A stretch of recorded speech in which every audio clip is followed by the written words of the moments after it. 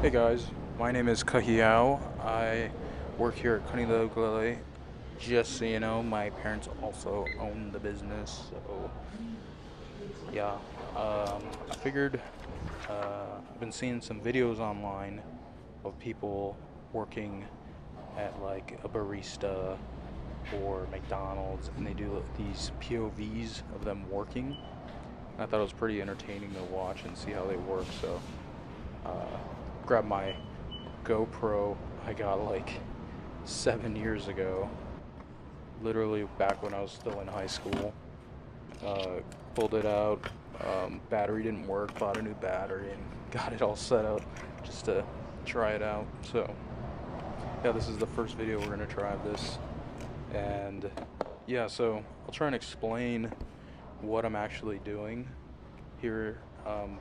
The concept of what we're doing right now is we're just turning in a batch. So one batch is starting and one batch we're turning in. So the next we just grab from the machine, we're gonna turn in. So you can see the tour as I'm walking past. So in that bin is the 5 fretboards for the batch, and then I'm carrying the 5 corresponding necks. So here I'm just kind of struggling to get it into the right spot. We just put in a pneumatic opener for that blast gate, so it's a little bit in the way. So we'll be fixing that in the future. Just, you fix one thing, cause a new problem, you gotta fix the next problem. So, taking an empty bin back here, and so what I'm gonna do is get the blast gate open, and we're gonna go ahead and sand these 5 necks. So there's glue residual from gluing in the logo. So we're basically just flattening it all out and preparing for the next stage. So yeah, basically we're gonna call this batch 2. So the batch 2 is getting the necks, the fretboards, and the wood sets all turned in at the same time. But as you can see, these necks were already cut and the fretboards were already in the bin prior to the video starting.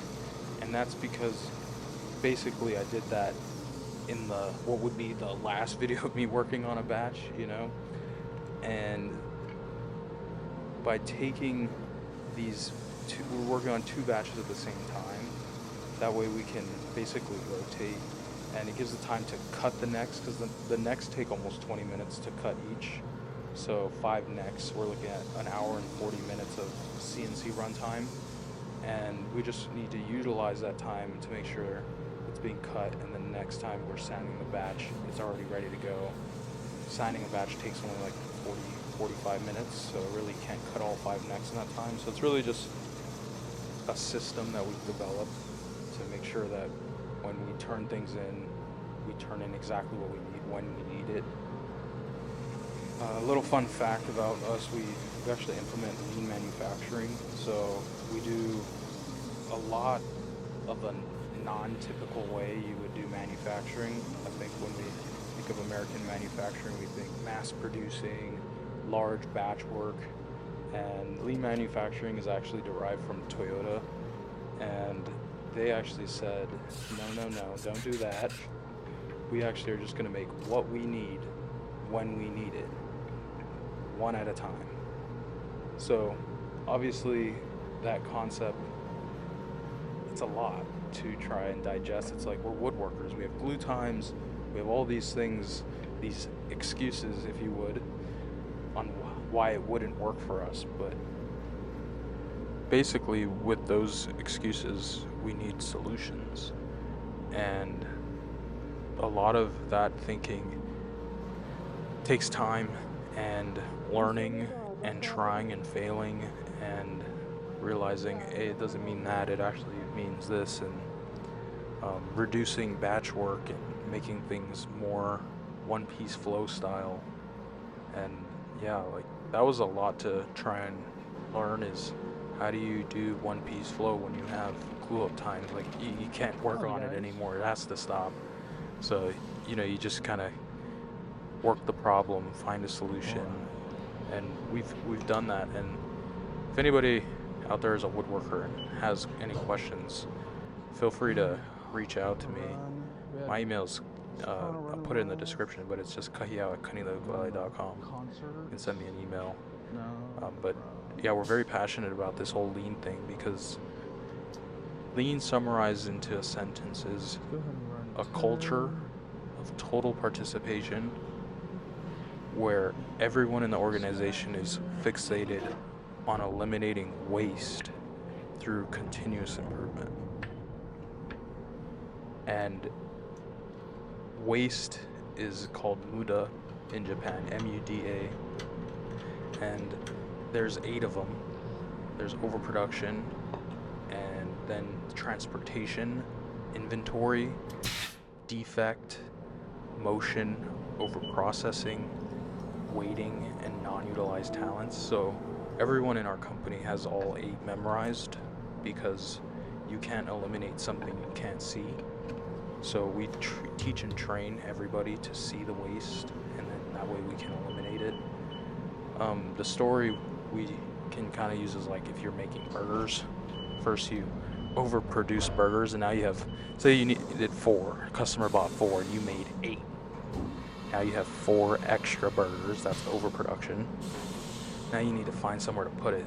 So you build a shelf and you transport it to inventory. And now that it's sitting on that shelf, a bug lands on it and now it has a defect. So now the bun you have to replace. So you have to take it down, use motion to overprocess, which is now doing more work than you should have needed to do, because now you're having to replace a bun, pay for an extra bun, and now the customer's waiting because now you're doing dumb work rather than actually productive work. And yeah, the customer's waiting and now your talents aren't being utilized. So you could be doing something valuable for the company, valuable for the customer, but now you're not. So yeah, lean is a very, very revolutionary mindset that we've adopted in our company. And this translates over to sales, marketing, HR, finance. It's definitely a way of thinking to eliminate waste from processes to make it higher quality and faster. So, yeah. So, I know it just walked away, but I was actually turning in a neck, or cutting a neck on that CNC. So now I have a tenor neck going, and now I'm going to start grabbing what I just read was 2 DKs, was 1 and 2. So I'm going to go grab DK Tenor Pro sets, which is master grade coil, and here's the front, back, and sides all in a set. So just kind of doing like a real preliminary check before I take it over to the workbench to do the real check. And this part of QC is so important because if I miss something, and say I miss a crack or a bug hole, and we use the set, it gets edge glued, we sand it, we work it, and then like halfway through the process we put in like 6+ hours of work or something into it, and then we find this bug hole or crack and now it's not usable. Oh man, yeah, those suck. So we really take the time to QC well here to make sure nothing gets missed, and that eliminates what we call regen. So if we have to regenerate something because it can't be fixed, we don't sell defective instruments, just because that's not how we operate. We don't allow that type of thing. And then I'm re-emphasizing the triangle lines, which is super important to keep track of, and then putting this 1 mark corresponds to the number 1 in the batch, and the sides will get it too. So those triangles are super important because they actually keep hold of the book match. So the inner side that the woods would be touching with for those 2 pieces, that's called the book match side, and keeping those sides together, so we always open and close it the same way, and that way it gets the closest resemblance of the look of the wood. You wouldn't want to use the other side because now in the tree that pattern grows further apart and it won't be as identical as it could be. So keeping that book match is super important. So I'm just going to go through and basically QC all of them.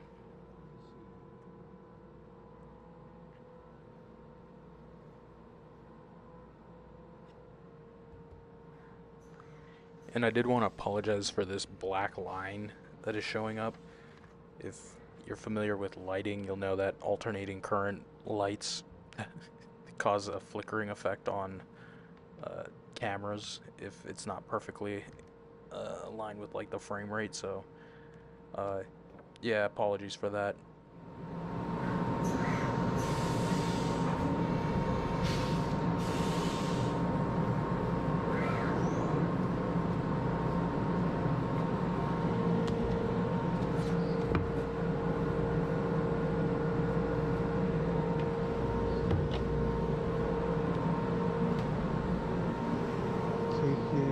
Core.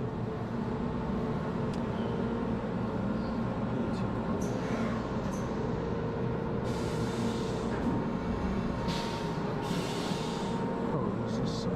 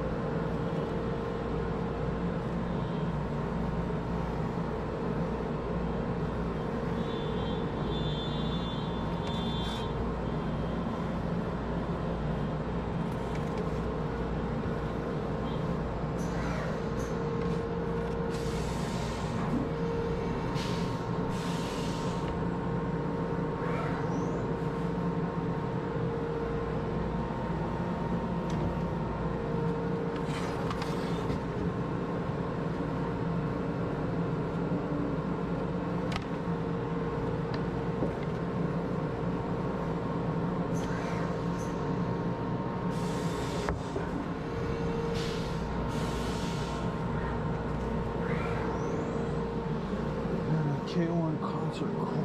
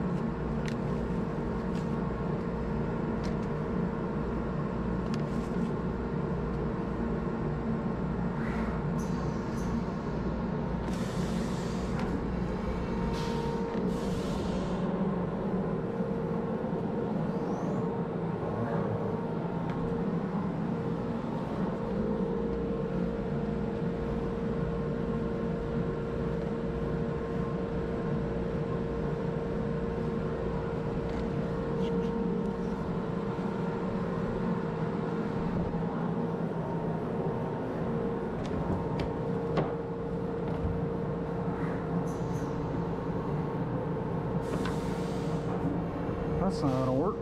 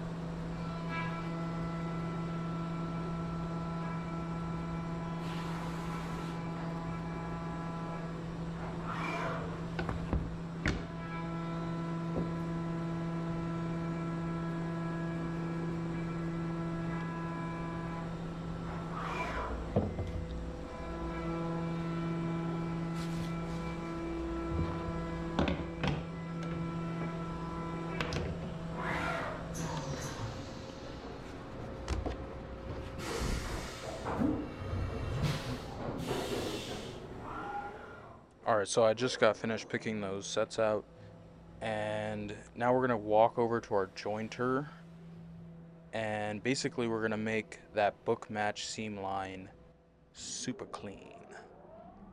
And a joiner is basically just, there's a in-feed and out-feed table, in-feed on the right, out-feed on the left, and then under that red spot there is just a rotating cutter head, and basically it's just a way to make things flat.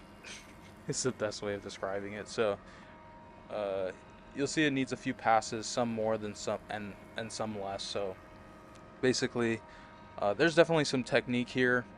I won't get too much into it, but basically you don't want to put pressure too much on either end, and you want to keep more pressure in the middle, and then transfer the pressure from the in-feed table to the out-feed table. Yeah, sorry, I just made it complicated. But yeah, anyways, basically all we're trying to do is get a tight seam line. And right now I'm holding it together and pressing, and then holding it up to the light to see if light shines through. So it's a really easy way to see if you got a tight joinery. I saw some light at the top and the bottom. So what I'm going to do is really emphasize my pressure in the middle, and then you can see how my right hand lifts off, and that really takes off the pressure off the back end, and that is like a technique to help get the front and the back to be as flat as the middle. It's just like a tendency for it to cut more at the top and the bottom. And basically we go through and do that with all of the pieces, make it super tight, super clean, and yeah, I'll see you back when we get there.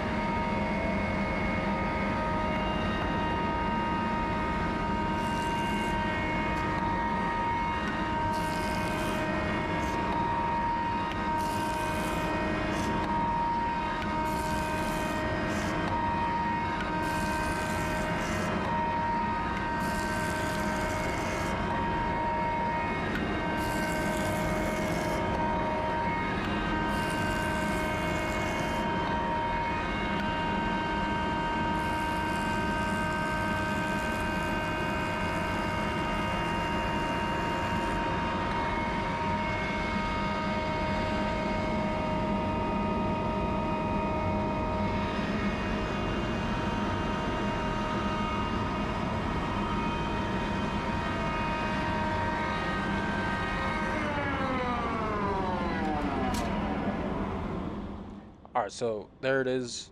Those three sets, top and back, are all done. And yes, we do clean up as we go because the saying we have in our company is leave it better than you found it.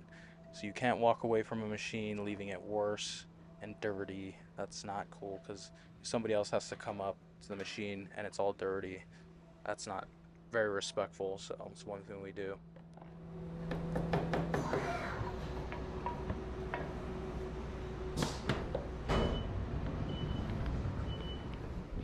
So that sound right there is the sound of the CNC finishing, which is perfect timing. So what I'll do is go and do a changeover, and this I've done literally 1,000+ times on this machine. So you'll see that I've got it down pretty good. Every motion is analyzed. Yes, every motion, and I try to be as efficient as I can. I can actually point out an error I just made. Usually I turn it off and put it back at the same time, whereas there I turn it off then put it back. So that could have saved 2 seconds. So we're very aware of how quickly we can do things, especially when it doesn't matter how fast you go. Like if anything jeopardizes quality, it's a no-go. But as far as like eliminating things, like putting it back and making that faster, those are great ways to save time. And then yeah, you'll see I have the motion sound. So this is actually a problem we're gonna see twice of here.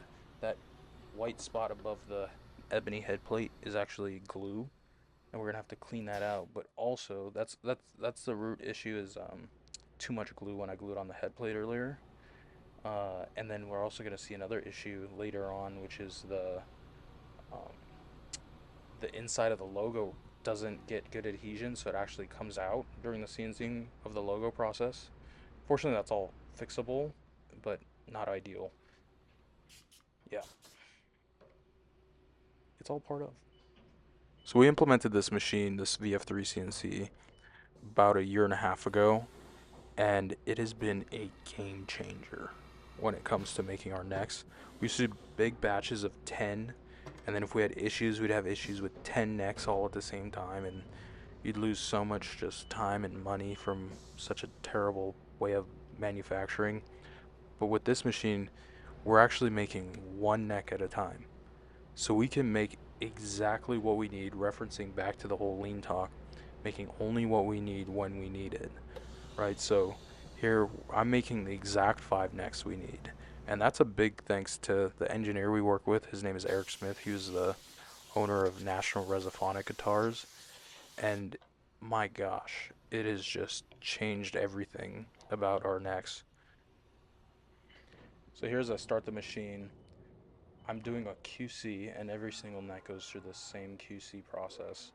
It's obviously all standardized, and I do it exactly the same way, and that way I can always catch the mistakes that, or I guess not really mistakes, but more so, it's usually things like tear out in the mahogany that can happen, so we want to make sure we catch it at the source rather than it being caught later down in the line.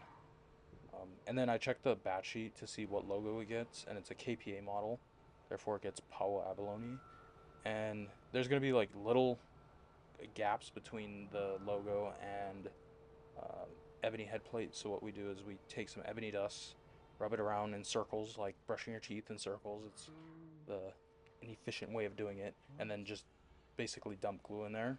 That's cyanacrylate or super glue, and then it dries. So now we're gonna take those sets we just jointed, and we're gonna bring them over here, and we call this the notching process. And it's really the only purpose of it is to make it easier to line up in our laser. So by putting these little notches, it just gives a better representation of where the center seam line is. When it's a really clean book match, it can be really hard to see where the center is. So yeah, that just helps with the laser alignment.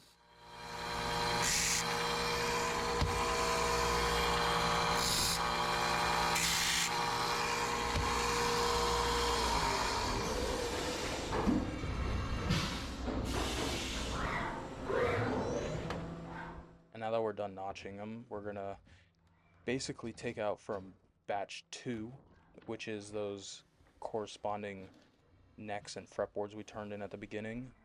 So these are the tops and backs, and then the sides. Um, we have on the card already. But basically, we're gonna replace those ones with batch number 1, which is what we just or not. Oh, there's Kaimana.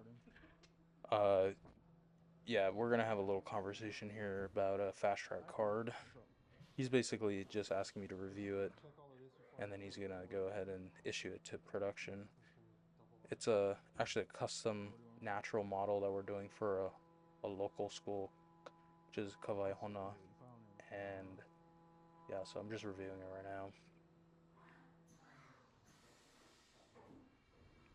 We take a lot of time in preparation for these types of things because if things go wrong and it slows people down and like they have questions like, oh, what is this and how does this work or what's that file name and yada yada, it just ruins the production flow and it's just not good. And people don't like those things, like regardless of whether or not you care. It's just not fun to have to deal with things not being done right. So making sure that uh, fast art cards are all set properly, the file names are all set, everybody knows exactly what they need to do. Basically, what we want is total clarity across the whole organization from start to finish. So preparation for that is key. So yeah, here I am starting the first edge gluing. So took the one out. So you have to put the wedge in because it's not like a rectangle or square piece. So you have to put a wedge in to hold it in place, and then the wedges on the top of the wood are basically just holding it from buckling when you put clamping pressure. And then some of those pieces of wood wedges, we put masking tape underneath it. So you can see there's like a shiny thing. That masking tape is protecting the glue from sticking to the wood a lot. So that's just one little trick. And then we can get it right over the seam line and make sure that it's held down real tight there. So yeah, you'll just watch me edge glue these sets. Pretty similar process.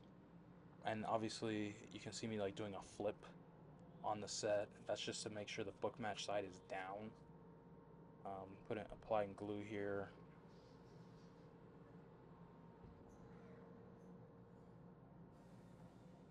Yeah, pretty straightforward process. But it's super important to make sure those wedges are in now before you go and put the clamping pressure because it will crack the wood if you do not. So super important to get that right. So yeah, I'll let you guys enjoy.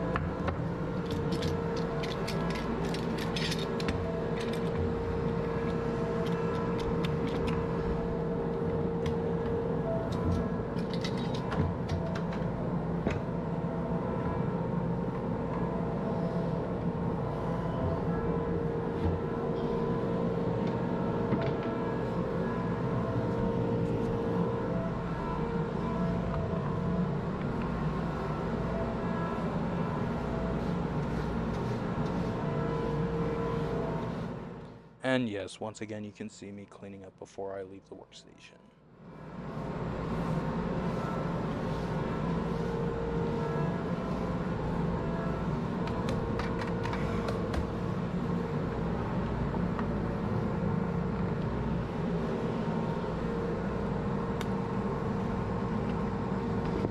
Just I'm mistaken. Alright, so we're going to now take over the batch and we're going to go thickness sand it. And basically what thickness sanding is these pieces of koa have been rough sawn on a saw, right? So there's a lot of saw marks, and that's obviously not good. We want to get a nice clean sanded finish on it. So what we got here is 150 and 180 grit inside the machine currently, and we're going to replace that with 60 and 100 grit. And this process, it takes probably 45 minutes per batch. So the video will end a little early before I finish sanding because the battery on the GoPro died. But yeah, it looks like I'm turning on the dust collector, and that way when I engage the papers, dust doesn't fly in my face. But yeah, we have a really great dust collection system. It's a 10 horsepower Koima SHK3 machine. I know, but it's really good, and it's just way more enjoyable to work when you have good dust collection and it's not just super dusty. So there I just got the 100 grit in on the left, and then in the front it's going to be 60 grit. Obviously want the rougher grit first. And this is a little bit of a technique trying to get all this around and thread it in there. This machine is really cool when you like see it how it works. It's very simple, but it's still really just like captivating to watch it like oscillate back and forth, and there's like compressed air in the back that reads when the paper hits a certain point and then bounces back and forth. So that's what I just did, is I make sure that the machine is oscillating. And now here I'm looking for the thickest piece, and I'm going to start off at the thickness of the thickest piece. And obviously you wouldn't want to start thinner because then the machine would have a lot of hard time sanding something. See there, you saw 180 thousandths of an inch, so I'm just putting that number into the machine. And fortunately these sides are all pretty equal thickness, so that's going to make it a bit easier to thickness sand. And right now, so I'll try and explain. The book match is inside, but you can see I'm opening it and putting the book match down, and that way we're gonna clean up the backside first, just to make sure things are nice and flat before trying to sand the saw marks out the top side. Um, but yeah, so you'll see the way it comes out. I'm setting up a mirror right now, and it's kind of right out of frame. I guess we'll see if you can see the mirror eventually, but so the sides come out, and I keep them all stacked and then bring them back to the front, and then we're going to re-put them back in.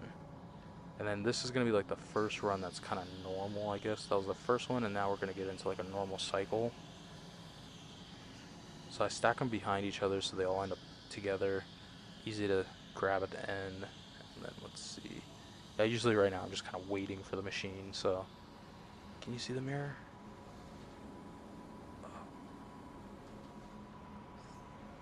You can't see it. Okay, that's too bad. There's just a mirror there, and then I can see around the corner to see when the last piece comes out. And that way I can trigger to the button to lower the or raise the table and lower the thickness. So I'm basically moving the table while I'm walking to grab the parts. That way it utilizes the time better. So it's just like a little improvement to save time, rather than what we used to do is hang our neck around the corner and watch it come out and then go back and then press the buttons and then go back. It was just kind of like a headache to do. So yeah, here, just basically we're going to be sanding it, and then at some point you're going to see me flip it to the book match side and sand it that way. It's a pretty standard process, kind of something you kind of just get into the flow of, and yeah, it's pretty simple. So I'll let you guys just kind of enjoy.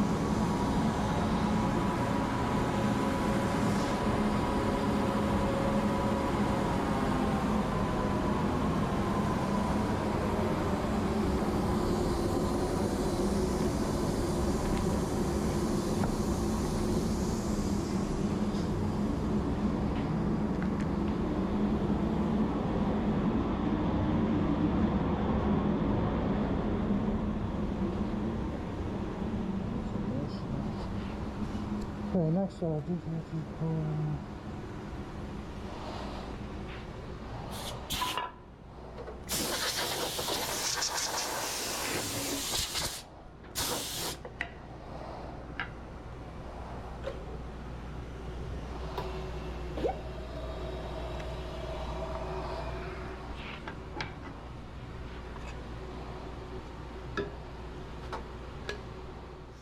Okay, I don't think I explained this part, but right there I'm grabbing a moisture meter, and I'm actually checking the moisture content of the wood. So there was 12.5 and I think it was 12.0. So there we know towards the upper end is 12.5% and down towards the bottom is 12, and that's pretty much right in the pocket of where we want it to be. Anything less is going to be too dry and it's going to suck in moisture, and anything more is going to have too much moisture and it's going to release moisture, and that causes warpage in the wood. So uh, we basically prohibit that or prevent that from happening by getting acclimating time. So that's the two dates I wrote at the top. So I wrote the first date was the date the neck was cut, and then that was today's date, which was 8/19. So you can see that the neck had like what 7/6. I think this one was like a month and a half to acclimate, which is more than enough time. So that's why it was good. But yeah, this is now we're switching over from a tenor crown to a traditional thin slot, which goes on the DKs. So you can see how we we edge glued those master grade sets, and these are going to be the necks that go with it.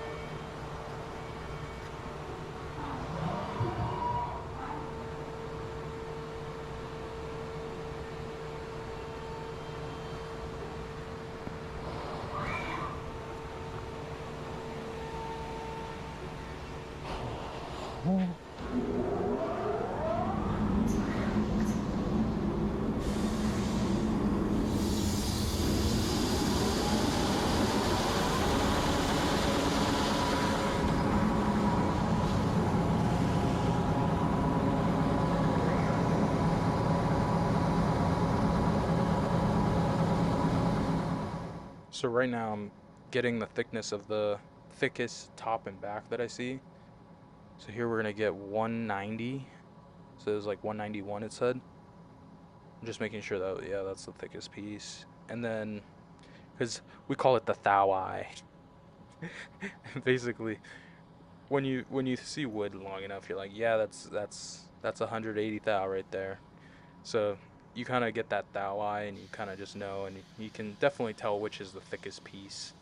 Um, but yeah, so once again, we're starting on the non-book match side. It's a technique we kind of more recently started doing. We used to start on the book match side. I know it doesn't really matter to you guys, but it's just we find it we can get better results by doing the non-book match first.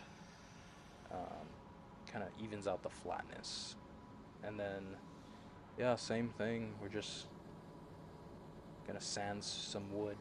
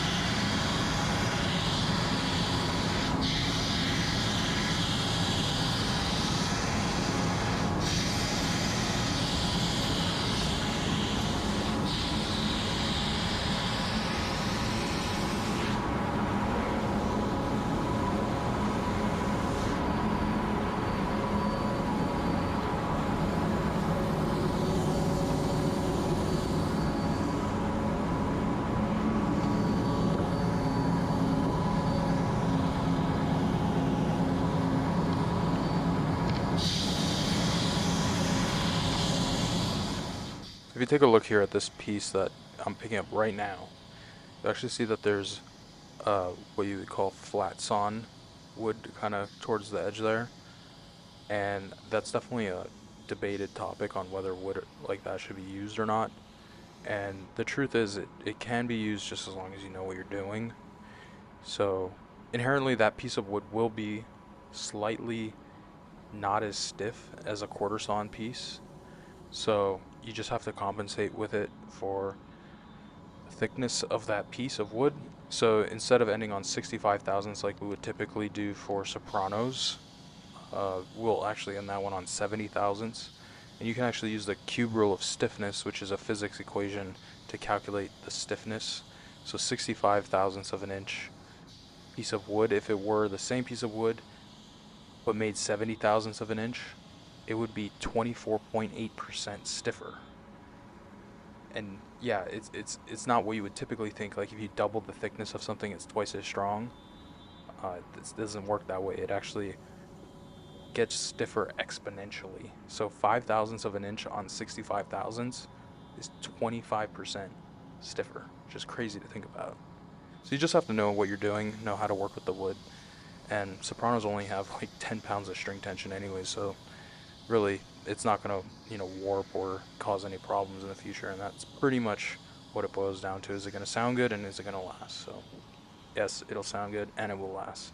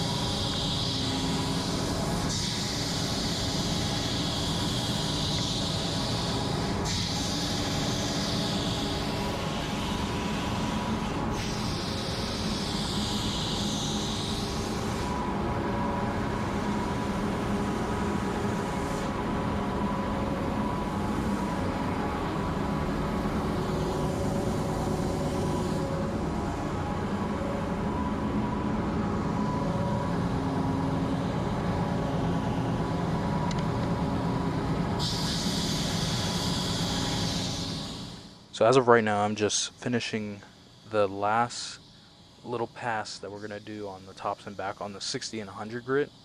And then you'll see I'm going to go over to switch over and we're going to go back to the 150, 180 that was on before we did the changeover. And that's where the GoPro dies. So in about, I don't know, 30 seconds here, it's just going to end. So yeah, I hope you guys enjoyed the video.